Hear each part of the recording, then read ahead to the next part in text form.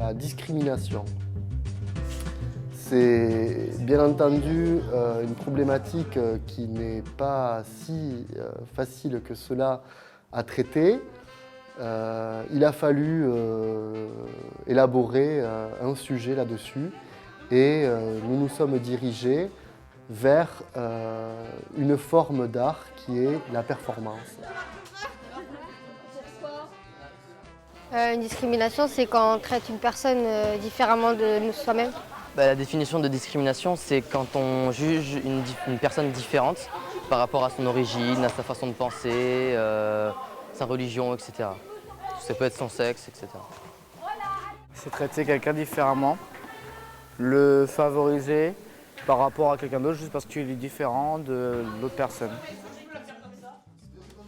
Donc au départ, il fallait présenter le projet aux élèves de façon à ce qu'ils comprennent de quoi il s'agissait.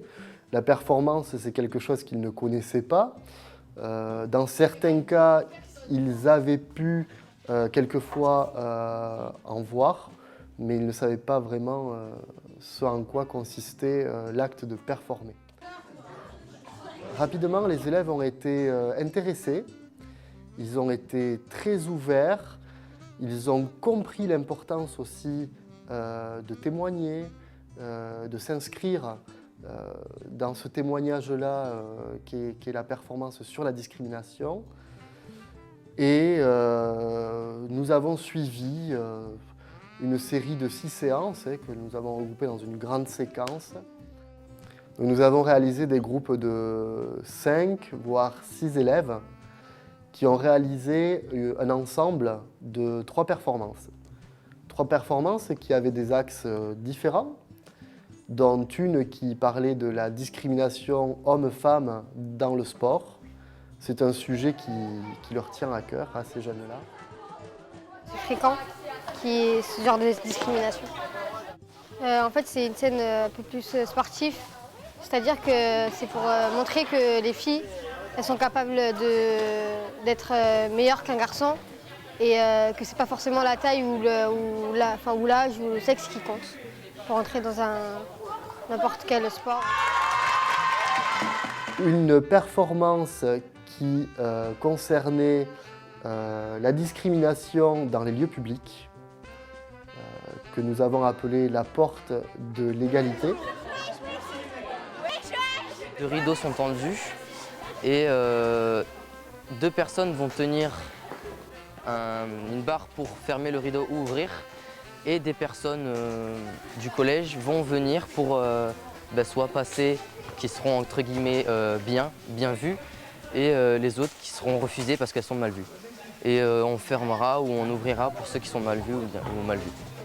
Ça symbolise l'ouverture aux gens. Par exemple, si on refuse ou quand on s'en fiche que quelqu'un soit différent de nous par rapport à sa couleur de peau, sa façon de s'habiller, de parler, d'origine. C'est encore dans la globalité de la discrimination. Et une 3e performance qui était réalisée sur la terrasse d'un bar, qui était une sorte de mise en carafe de personnes de culture étrangère, de nationalité étrangère, qui étaient victimes d'un traitement différent par un garçon de café. Donc on va être dans une terrasse d'un bar. 2 groupes de personnes qui arrivent, un groupe de jeunes personnes moins bien habillées que l'autre. Et donc le serveur va complètement ignorer les demandes des personnes moins bien habillées et il va servir les personnes mieux habillées. Et donc du coup, la chute, c'est que les gens normaux commandent à boire pour 5 et du coup, ils vont donner 2 boissons aux gens qui sont pauvres et mal habillés. Elle provoque bien une réaction parce qu'elle n'est pas vraiment très fréquente avec des jeunes personnes et on se rend bien compte qu'il y a de la discrimination avec cet exemple. Ces projets-là, ces performances-là, ce sont souvent des expériences du quotidien, des événements qui ont été vécus par les uns et les autres et qu'ils ont souhaité mettre en avant. J'ai envie de dire que souvent, il y a eu des très bonnes surprises. Ils ont beaucoup de ressources. Ces jeunes-là ont énormément de ressources. Ils ont besoin de s'exprimer. Il y a des choses qu'ils ont besoin de dire et de communiquer. Ils peuvent le faire par la parole, ils peuvent le faire par l'écrit, mais ils peuvent le faire aussi par l'expression de leur corps dans l'espace. C'était ça qui était intéressant. Pour la première fois, c'est une performance qu'on fait avec nous-mêmes. C'est pas des dessins, la peinture, les sculptures, tout ça. C'est vraiment notre jeu d'acteur qui est mis en valeur et noté. Il a fallu faire confiance en ses élèves et leur dire allez-y, c'est à vous de jouer. Et quelque part, c'est ce dépassement, cet objectif qui, je crois, leur a permis de bien saisir de quoi il en retournait et de leur permettre demain de pouvoir en parler, de pouvoir donner leur avis sur ce thème-là, sur ce domaine-là, donner leur avis, s'impliquer pour être là et pour réagir aussi. Ça permettait aux élèves de la classe de plus avoir une image de la discrimination. Ça peut faire réveiller certaines personnes qui auraient pu avoir des comportements qui discriminent. Je trouve que dans une vie, il faut au moins essayer de faire ça pour se rendre compte qu'on n'est pas tous pareils, on peut très bien avoir des émotions différentes et penser de différentes façons pour bien se rendre compte dans quel monde on vit.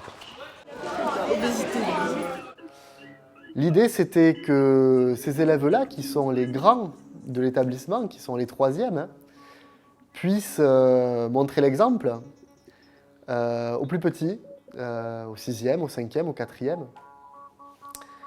et leur permettre aussi de participer à leur projet. En quelque sorte, de montrer que les élèves dans l'établissement peuvent être porteurs de projets, d'idées qui engagent également les autres élèves de l'établissement. Et pas simplement pour les autres élèves de l'établissement, également pour le personnel pédagogique, éducatif, mais également le personnel administratif qui était là et qui aussi participe au bien-être de ces élèves, qui les voit évoluer, qui voit des élèves qui, à un moment donné, peuvent se mettre en scène.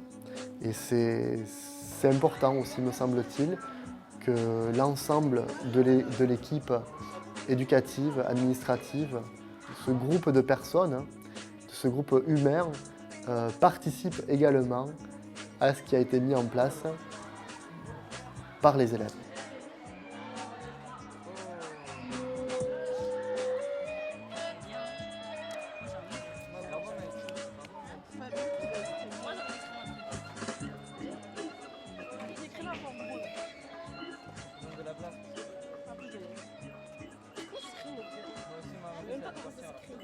Mon curry, c'est pourquoi?